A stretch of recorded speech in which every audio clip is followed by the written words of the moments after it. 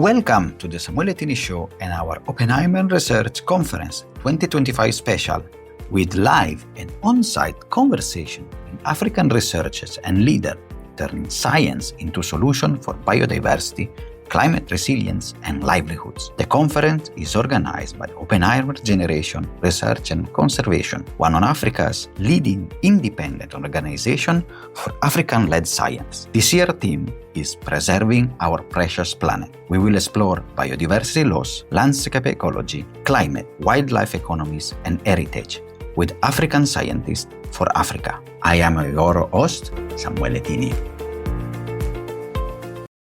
Welcome to a new episode, and today we are going to discuss something that really got my attention here at the conference about contestant conservation and how, different views, global south, global north, perspective from rural area, people nearer the conservation area. And we do it with two experts. One is Dr. Lovemore Sibanda, and the other is Dr. Darragh Hare from Wild Crew, University of Oxford. So, Lovemore and Darragh, it's a pleasure to have you here today. Thank you very much. And let's start with you, Darragh.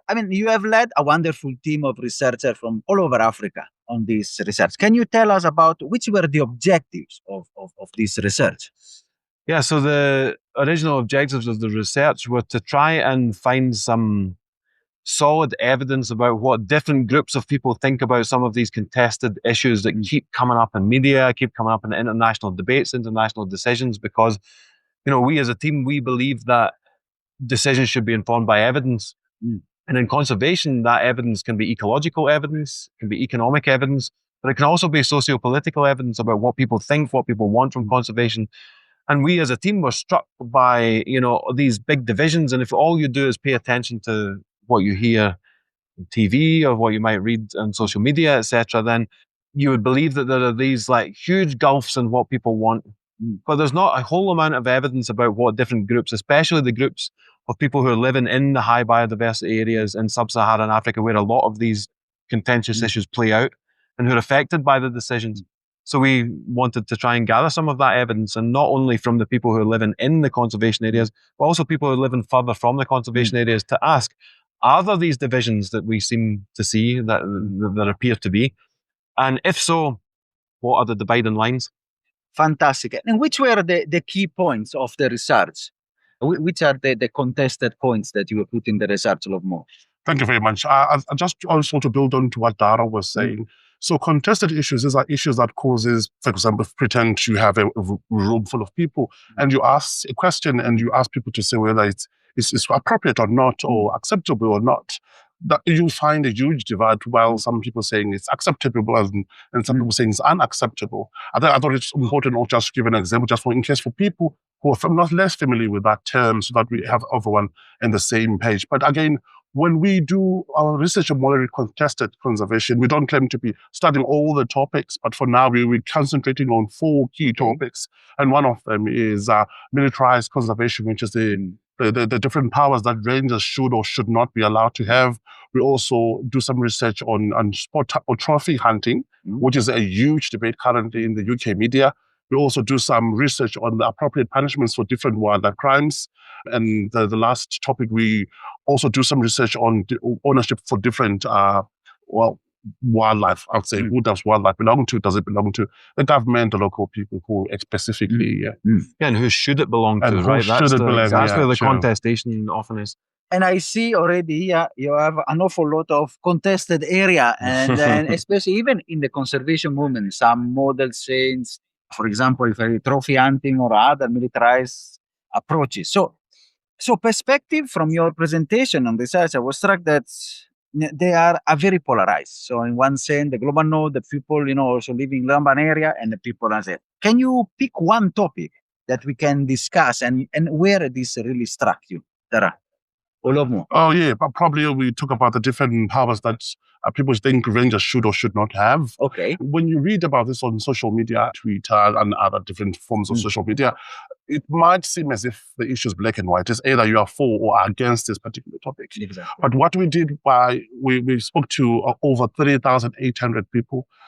Half of those probably living in sub-Saharan Africa in the rural areas, and the other half living sort of in urban areas in sub-Saharan Africa, the UK, the US, just to understand people's perspective. And we were quite shocked. Again, I would say shocked because it's not grey and white, it's not black and white. There's some people who are for the different forms of ranger activities that are, some of them are militarized. And there's some people who are against, and there's no clear sort of divide, global, not global, south. It wasn't like that. Yeah, but one thing, yes, there's some people in the global north who still think it's important that we have rangers that are armed in some militarized activities, but there's some people who believe we shouldn't have. And also for people who live in faraway places, there's some people who think it's important for rangers working in the global south to be armed in sort of militarized way, and there's some people who think they shouldn't. So that was one key element that stood out.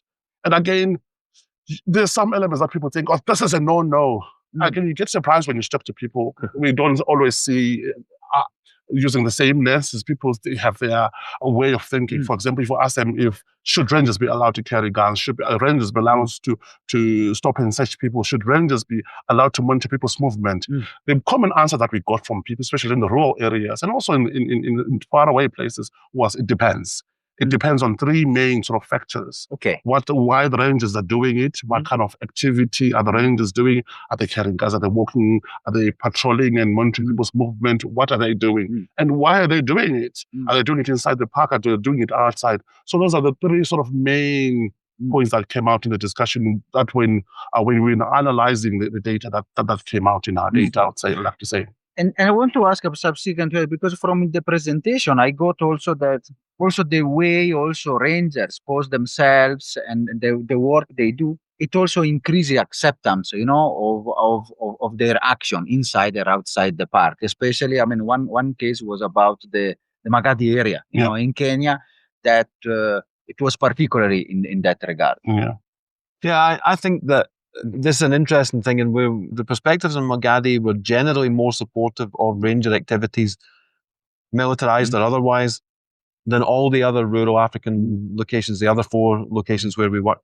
So we're asking ourselves, why? Why is Magadi so different, right?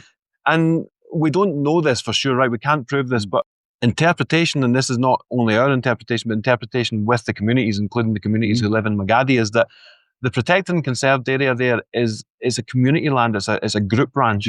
So it's not your typical state-run protected area, what some people call the classic fortresses. Yes. And the rangers themselves there tend to be, they call community scouts.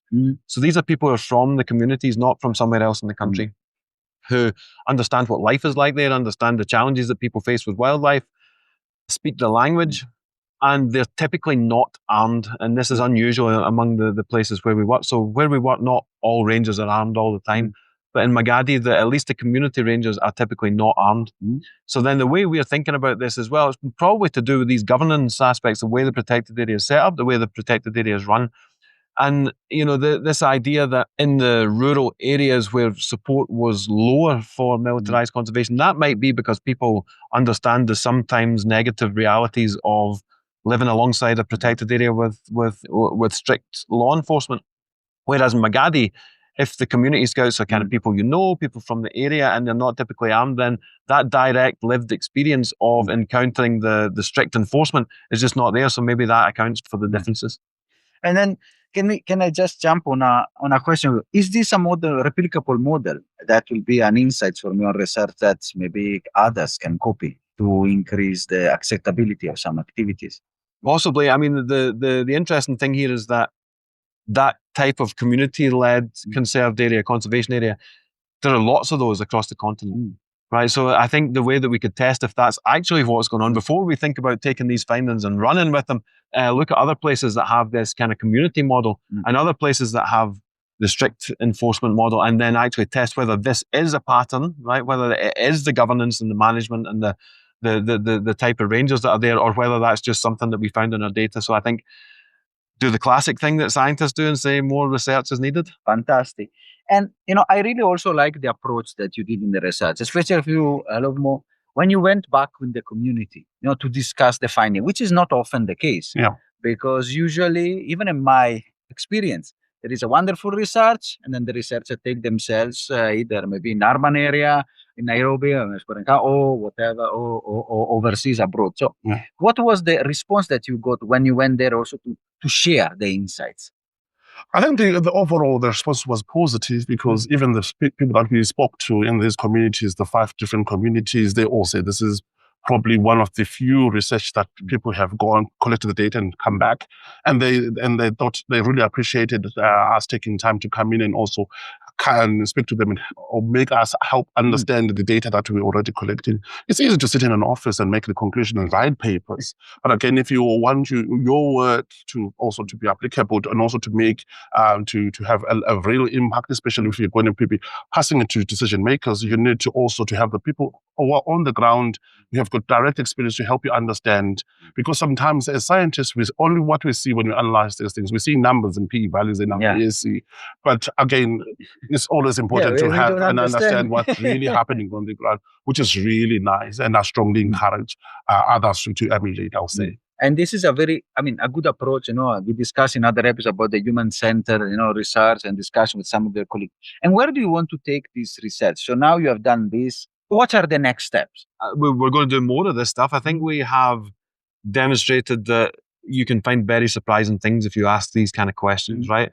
And most of the surprises are along the lines of groups of people who you might assume would think one way about something, actually think a different way about something. And this is maybe illustrated with the experiences that we had in where we work in the Mau Forest complex in Kenya, where there is ongoing tensions between the people who enforce the laws, the rangers around the forest there, and the people who live inside the victims, in and around all that kind of stuff. Yeah.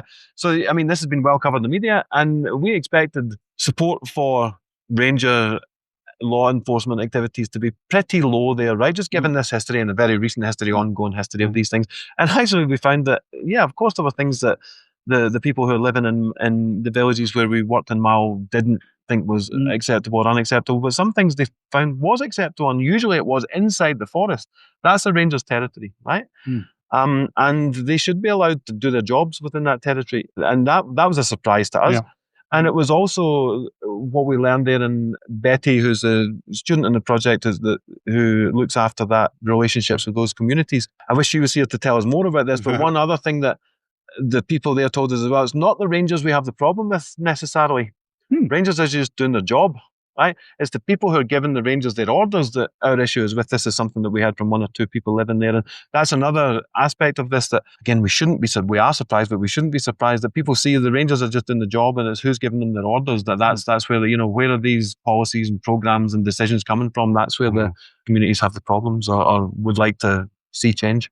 And that is very interesting because especially for the Mau area, there's such a contested area, and one of the discussions, I think also I can add that we discussed a bit with Betty, and then also the different perspective, also we assume that everybody wants to go back to the forest, and some other also they want development and support from government. So, yeah, that's when you actually, for me, that was a huge thing to learn. Yeah. That when you hear about these kind of issues from internationally, I'm getting this from international media.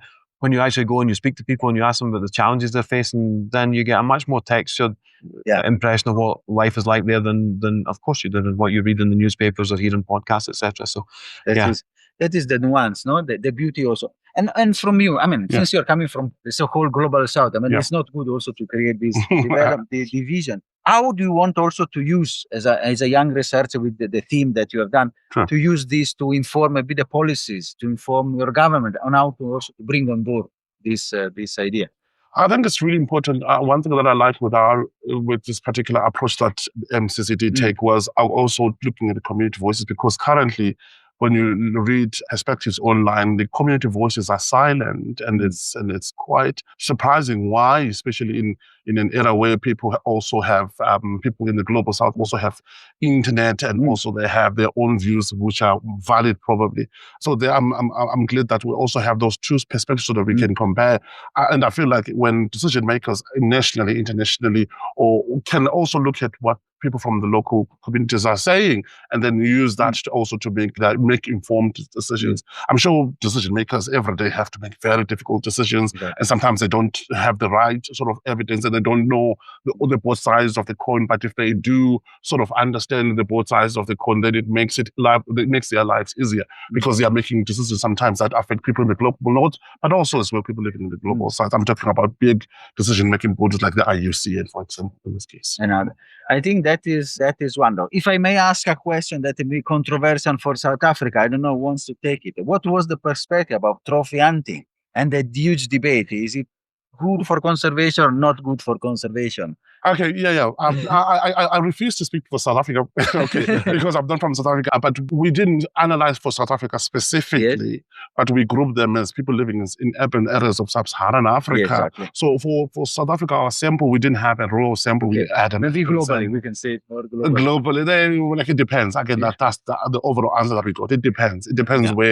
what kind of species is being hunted, where the revenue from this hunt goes, and how the revenue is being utilized, and who gets the revenue. Is it the government? Is it the hunting enterprises? Is it the local communities? It all depends. And also, one important element that comes out from our research, and is also speaking to people, is where the meat from the hunt goes. Because it's a very important source of protein for local people. If the meat goes to local communities, the better. If it goes to any other, maybe say given to wild animals, people don't see it as more favorable.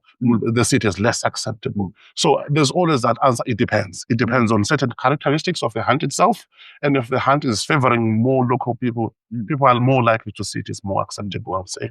So I would say also the local people may have also, they don't see it as negative as maybe some in the international press. Yeah, it's an interesting one, that, because, you know, one of the reasons why we chose to study trophy hunting is that internationally it's really controversial, right? You've got all the newspaper coverage, the media coverage, the arguments between people and organized advocacy groups online, all this kind of stuff. Among those kind of distant publics, then you do see this as white hot controversy.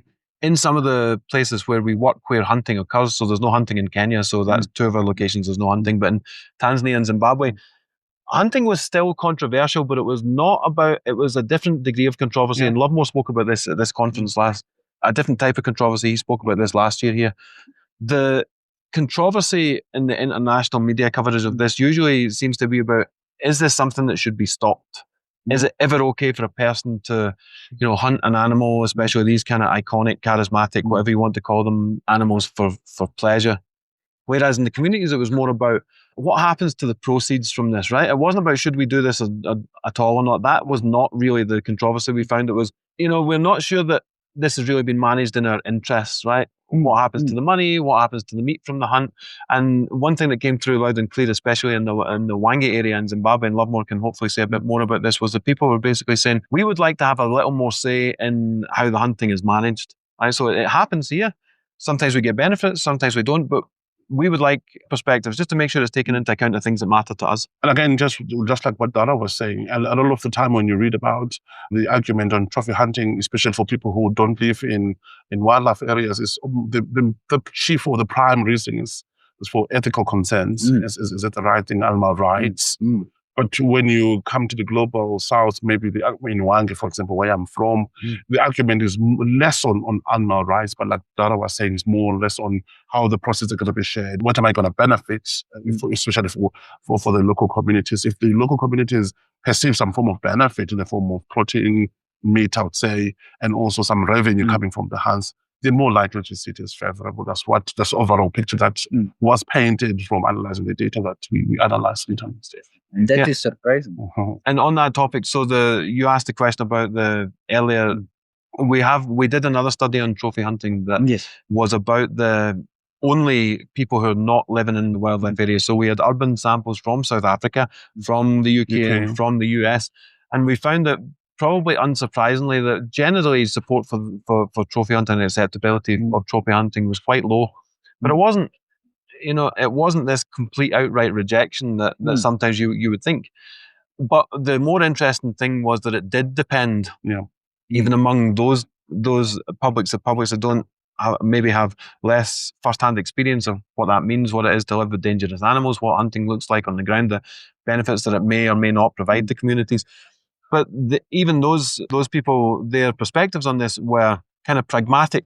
If this provides the benefits, then it's more acceptable than if it doesn't provide the benefits. So, I mean, it sounds like, this research, that's why I really wanted you guys on board, because it's really something that break through that veil of black and white and polarized area and just give more nuance. And it also helps within the movement people just to understand also how we put together the different perspective and also put together the voice, of people like Lovemore, I mean, his work as a researcher now also, and the communities and others at the center of the stage. And we might be, as you say, Darragh, we might be surprised that what may be in the world he thinks that should be the way is a totally different area in this size. Totally agree. And can I have a second try at a question you asked earlier that I started to answer and then answered a different question? You asked what comes next. So yes, I think definitely I was going there. We need more research. Exactly. That's not the end of it. But I think that now that we know that this kind of research can provide these surprising results, there are so many other contested issues that we would like to look into, especially as the international conservation community moves towards 2030. There's all these other potential avenues for conservation in the future. How are we going to manage human-wildlife conflicts more effectively? Exactly. Should there be compensation for wildlife-related injuries or deaths or crop losses or those kind of things? These are all very contested, and things like novel financing mechanisms for conservation, things like wildlife credit, biodiversity credits, biodiversity bonds. These things have huge potential to really revolutionize financing at multiple scales for conservation, and that's surely a good thing. But whose land are we talking about here? Where are these things going to happen, right? And has anyone actually checked what direction the people who are living in the areas that might be suitable for carbon credits, for biodiversity credits, etc., how they would like to see those things structured? Exactly. And that is a very critical question, because sometimes it's good to, it's easy to plan maybe in some offices somewhere in the capital city or abroad, but not with the people, And then just to add on to what Darragh was saying, when we were doing our community visits and also looking at the data more closely, there are some elements that popped out that we think, this is interesting, we should maybe follow up. Again, in the future, I think this is something, again, we don't want to abandon some of these important questions that came out from our discussion with the local communities. I think it's important that we also, the next stage will also involve us going back and trying to understand some of the nuances that came from the data that we collected and analyzed, and some of the discussions we held with the different communities. There's some issues that are quite interesting that needs to be followed up so that we tell a complete story rather than half-baked one. On the topic of telling a complete story as well, Lovemore, I fully agree. But one thing that we're doing through this research is getting the kind of general public voices, and those are the general publics from various places. But there's other voices that I think are important to some of these debates that we need to understand better as well, because again, we make assumptions, or people generally make assumptions about what these different groups think.